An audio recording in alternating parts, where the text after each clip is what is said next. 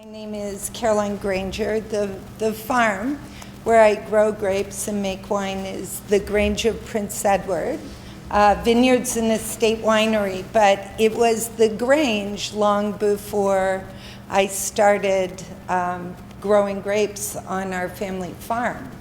So back in the 70s, when my mom and dad decided it'd be really great for their kids to experience a farm and country life, the joke was, with a last name like Granger, being descendants of a long line of Irish serfs, being able to move into the big white house, no matter how dilapidated it actually was, meant that it was the Grange, and that's how the name of the farm was born. So back in 1999, when I was thinking about planting grapes on the farm, I really couldn't think of another name for the farm. I've been accused of being unimaginative, which probably makes me a great farmer, but there didn't seem to be any other name for the place where I was going to grow something entirely new, both for the farm as well as for the region, and then figure out how to best make it into wine. So 2017 will be actually my 15th vintage on the farm. There are lots and lots of things that I've learned in the last 15 years of making wine, and the oldest blocks, the Victoria block and the Diana block, and I'm a little nervous because this is usually where I tell the story of how the Vineyard blocks came to be, but today my sister is in the audience, and I'm not sure she's heard the back end part of how our first vineyard actually came to be named after her, because the Victoria block was planted on Victoria Day 2001, and we were tremendously excited. My 3 children and my father and I had actually managed, after I purchased every wading pool in Prince Edward County, to put all these wonderful little grapevines, and they really look like a tiny little root circle that big that's been neatly trimmed, and a stick with a lovely bit of wax on the top. That's just how they look. The wax actually covers the scion or the vinifera material and marries it and protects that graft union to the rootstock. And rootstock is pretty important all around the world, but certainly on our farm it was important because we have a very robust population of Riparia vines. And they were part of what I was thinking about when I was thinking of planting, looking at where they grew and how they like to grow. So we had rootstock that was going to be phylloxera resistant, and we had 3 kinds of scions that we were bringing in: Chardonnay, Pinot Noir, and Gamay. Gamay was my indulgence because I thought that Gamay makes such a wonderful, rustic, approachable wine. I wanted to see what it would do on our farm. And they were all the very, very safe choices for our climate and for our soil type, because we knew that the entire county, but particularly our farm, is underpinned by calcium-based limestone, and it's non-construction grade, so it's highly fractured. That is really interesting when you're thinking about Ontario wine, because Prince Edward County is on limestone, but it's calcium-based. Niagara is on limestone, but it's magnesium-based limestone or dolomitic. So the next time, for example, you're tasting a Prince Edward County Chardonnay versus a Niagara Chardonnay, and you taste differences, there are some real fundamental reasons why you would. And it was part of what made me so curious about what grapes would be like when I planted them on the farm. So we had all the waiting pools full. The planter was very late to come. There were people who were going to celebrate the planting of the new vineyard. We were running around, and at some point I said to my father, you know, I think I have a really great idea. We're planting this vineyard on Victoria Day. I was determined. If the planter didn't come, they were going in by hand. Some way they were getting planted that day. And so I said, I'd love to name this vineyard the Victoria Block so that we would start a precedent of naming our vineyards after something significant. It would help us to have a story. It would help us to remember, and it would start to create the building blocks of the history that we were going to try and make. And he said it was a wonderful idea and disappeared into the house, I think, to have a toast. And by the time I got back in, my sister, Tori, was calling me to tell me how excited she was when Dad told her we'd named the vineyard after her. So my first block is named after my sister, Victoria. And my second block, which I planted the next day in Pinot Noir, is named Diana after my mother because I am not a stupid woman. And I knew that I was already going down that path. We now have a Grace field named after our grandmother. And Madison, of course, who's Madison Grace. And we have an Isabella block that was named after our very first investor's wife.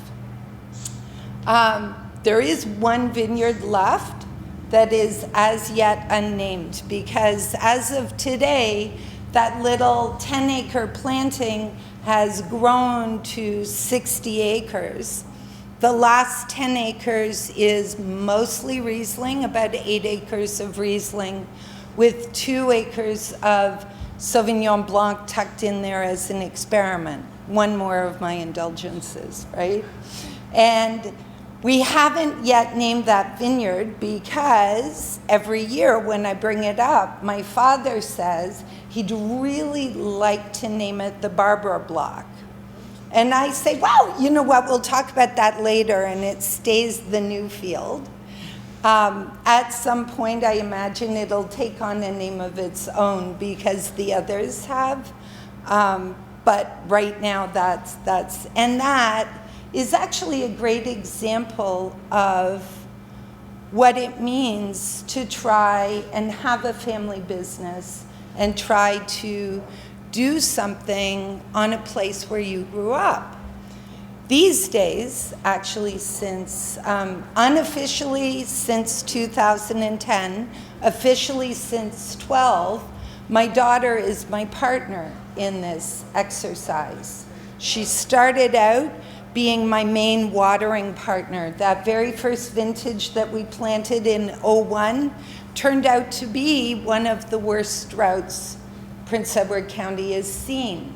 And by August, we were getting a little worried about whether the vines would actually survive or not. So my father was running a rickety old Zetter tractor up and down the roads, pulling a really old water wagon. The boys, my 2 little boys, who are both now over 6 feet, were sitting on the back of the wagon. The baby was calling out, "Vine!" every time he saw a vine that he thought was in jeopardy, and his brother was very angrily marking slashes on it so we could get counts. And Maggie and I were following, and she was on one side, I was on the other. We were both holding hoses, but we had worked out a very non-scientific way of trying to make sure that we put at least 2 liters, preferably 5, onto each of these vines. So we would hold the hose right over the vine and wait until the tractor had pulled it so tight that we couldn't stay there, and then we jumped to the next one. And we were doing this 12,000 times every few days. So it was something that had slipped out of my memory, actually, until just yesterday, when the Drake Devonshire actually released their blog. And it was funny because they had asked me some questions, and they had asked my daughter some questions. It was for Mother's Day.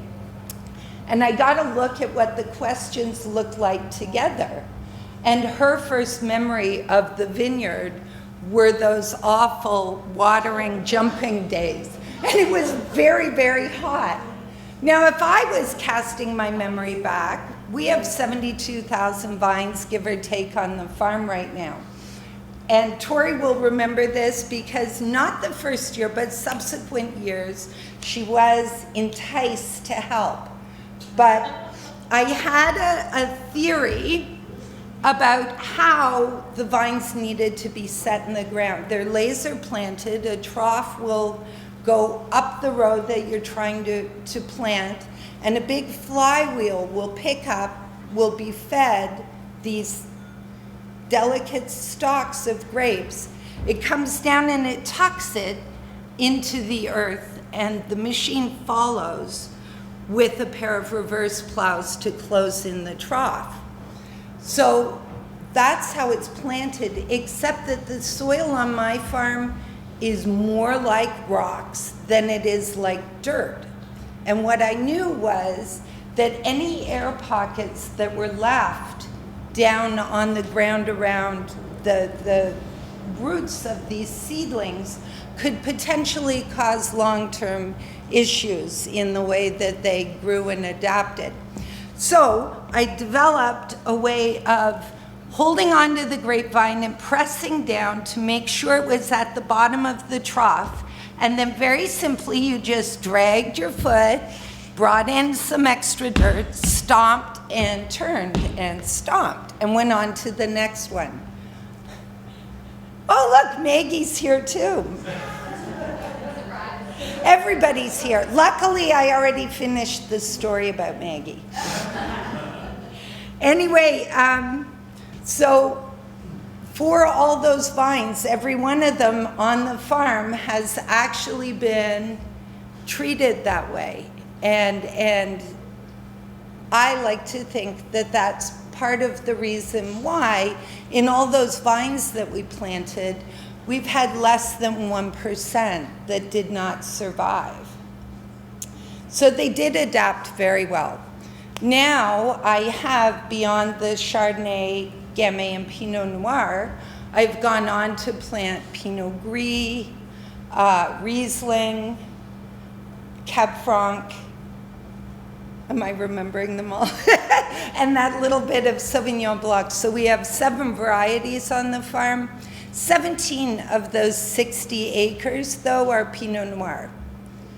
Because I believe in the generations to come, if this region survives and the plants survive, what this region will become known for is Pinot Noir. Because it's exceptional here. It really, really is very, very beautiful. And the other thing that I love about it is it's adaptable and it's flexible in making wine. With Pinot Noir, I make a sparkling wine that's 50% Chardonnay, 50% Pinot. Give or take, I will vary that. If we have a hot year, I'll up the Pinot a little bit, but it's a white sparkling wine, traditional method. I also, when the year is good for it, make a straight Pinot Noir sparkling wine with skin contact. I'll make it into rosé sometimes for fun. And I used to do it more often. This year, and actually today is the first day it's out for a walk, is the first time since 2012 that I've made a rosé, and it's a straight Pinot Noir rosé made with about 4 days of skin contact as a saignée from the Gracefield block, or one of my younger Pinot Noir blocks, and it certainly is not necessarily young anymore. It was planted in '03, so last year it was in 14th leaf. But so, and then I make several traditional Pinot Noirs. Am I running late? Getting close, aren't I? So I guess that is the very long way of saying that now, after all these years of having a plan and planting and thinking about the best expression of the farm, what I have had to begin to wrap my head around now that I'm in a partnership with my daughter, and what the last 5 years have been all about, is what's the next evolution? How are we going to find a way initially to jointly express through the wines, because that's really the most obvious way that we need to work together to describe the farm to the people who come and visit. But beyond that, are our practices going to change? Are they going to need to change because of our partnership?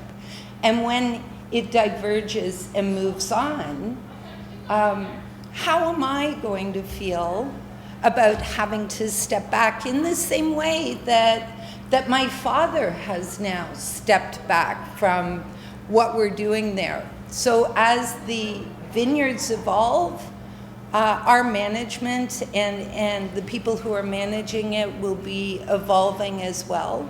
But it's always so close and intimate, it's very, very hard to see, and sometimes very exciting and sometimes terrifying. But I certainly would welcome any questions you might have. I don't want to keep the whole schedule off, so I think I've had my 20 minutes or so. Yes, ma'am. Do you have a block name down for your offer? I offered, he declined, so we named a beautiful, beautiful Pinot Noir block after his mother, Grace. Yeah. So I know Maggie is in there, and I know she's tasting some of our new releases. She's also tasting a couple of new wines that are completely new concepts for us, because I've always liked to sort of make what's on the bottle. This year we've created 2 farm blends, and this is entirely Maggie's idea and part of her thinking about what could be sustainable for us. What she was thinking about was the fact that when we had the severe frost on May 23rd in 2015, and in the space of 70 minutes, we lost about 130 tons of fruit, give or take. It might have been 120. And proceeded to walk down this path of how do you manage to survive when your mandate is to only make wine from fruit that you grow on the farm, and suddenly you don't have fruit, but you do have a customer called the LCBO who matters a lot in the winter, particularly when there's nobody coming to visit. And they are still buying your wines, and they're still getting them out to people. But our challenge was that the varietals that we typically sold to the LCBO were a couple of the ones that were hardest hit during the frost. And Maggie said at that time that it might be really smart if we thought about making wines that were a true expression of the farm, but weren't varietally specific. So we started making what we call our almanac wines, which are a picture of the vintage, but the farm in its entirety. So the white wine has all of the white grapes on the farm in it, and the red wine has all of the red grapes from the farm in it, from that particular vintage. Then, depending on the vintage itself, which varietal is predominant may change, but the idea and the concept will remain the same. Which, when I thought about it, made an awful lot of sense when you're trying to do what we're trying to do and never make wine that isn't grown on the farm. So if you get a chance, you may want to try those wines. Maggie's in there with the wines, and these wines have never, ever been tasted before today. Now, they are going to release in the LCBO in P3. It was funny because they started saying they were interested in these wines, and they'd look at having them in the stores in P8, which I think is the period after Thanksgiving, sort of end of October, November. And I said, okay. And we started to plan how we would work toward that. And then we got a call and they said, could you do it for Canada Day? And I'm like, maybe. Maybe, sure, we'll do it for Canada Day. And then we got a call at the end of March. I remember I was up in Ottawa doing an event for a women's shelter up there. And I got the call just as the people were about to come in. And they said, we've changed our mind. We need it for P3, which is the end of May. And I said, sure, because you don't want to turn down an offer like that. But the last sort of month and a half have been very, very exciting around our farm. It is now all finished, though, I'm happy to note. And the wines, because to get this done, we didn't just have to, Maggie and I, agree on the blend and prepare the wines once they were blended to go into the bottle. But we decided we'd really jump in the deep end with this and reveal or create or develop a new brand that reflected our new partnership and our new commitment to change and evolution in the future. So we had to get through the process not only of agreeing on new labels, but agreeing on a brand new look, a brand that was going to be on everything that we did that represented us. And that may sound simple, but it isn't all that easy. And there was lots of dancing around intention, trying to discover what that would be. When we did the first Grange brand, and I say we, really it was me. I was there, I was running around. Somebody said, you need labels. And we went through a couple of iterations of we tried an old daguerreotype, and then we tried a Polaroid to modernize. It was always the barn. We settled on the icon being the barn because it was the Grange, and for me it was all about the farm.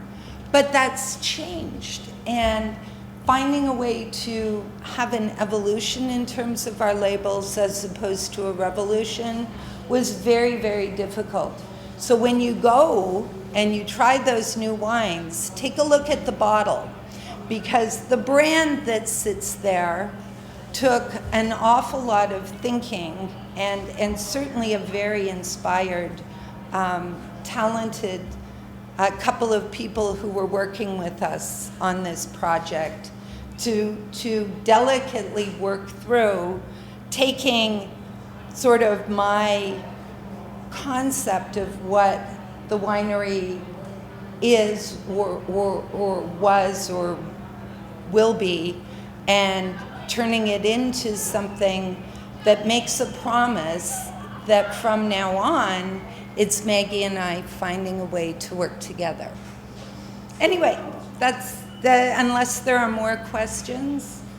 I'm asking if the LCBO, provides a lot of input in the decision making, and basically it's a make or break deal if you don't follow what they said.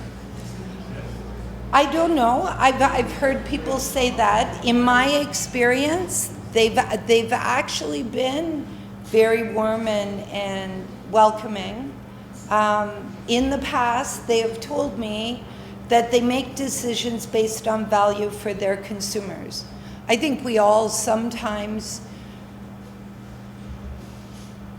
wonder about having the idea of a monopoly providing all the beverage alcohol for Ontario.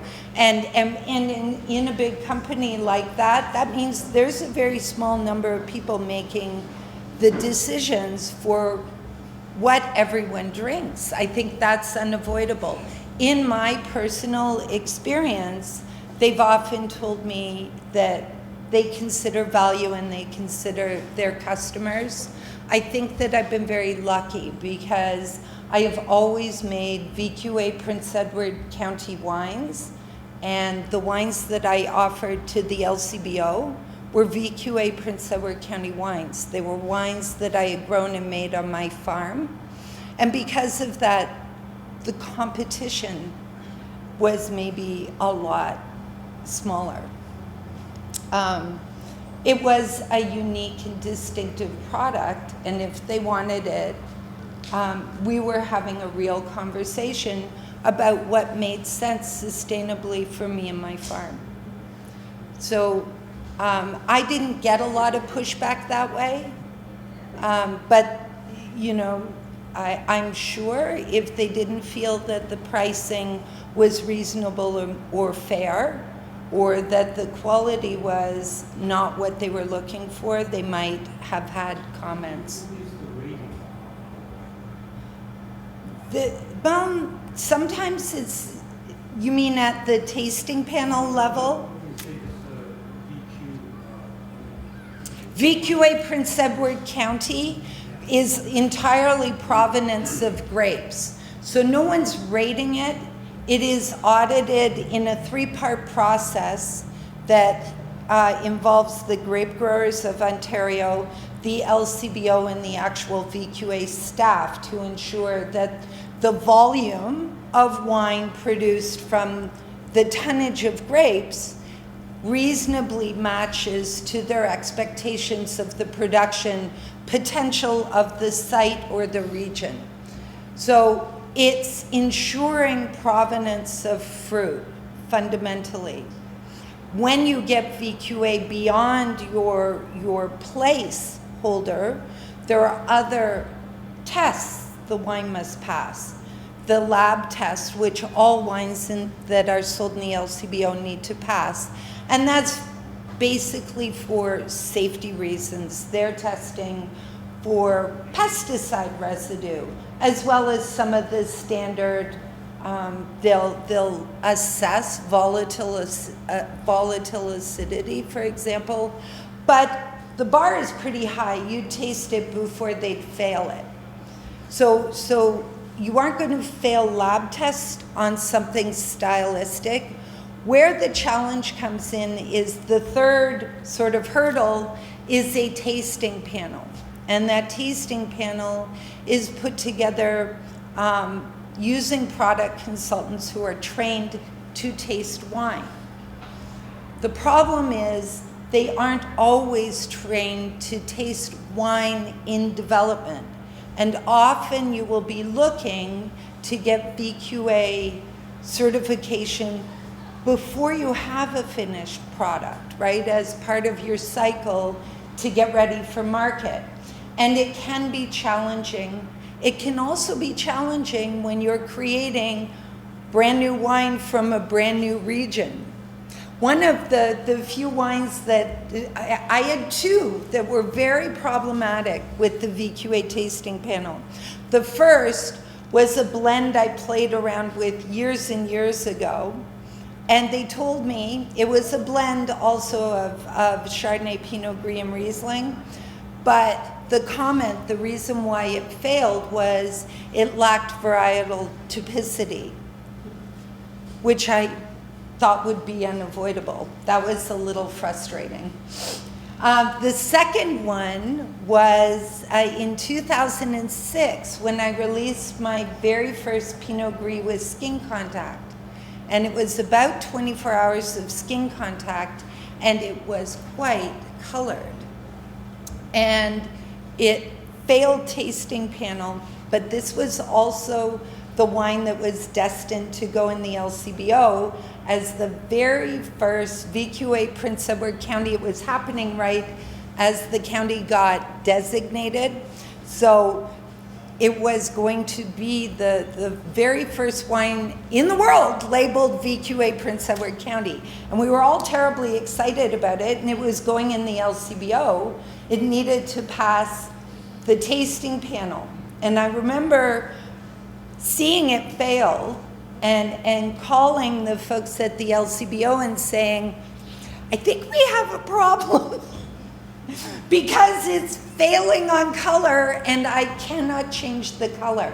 And in that case, the powers that be actually walked the wine in and shared with the panel that for this particular type of wine, color was not going to be an issue.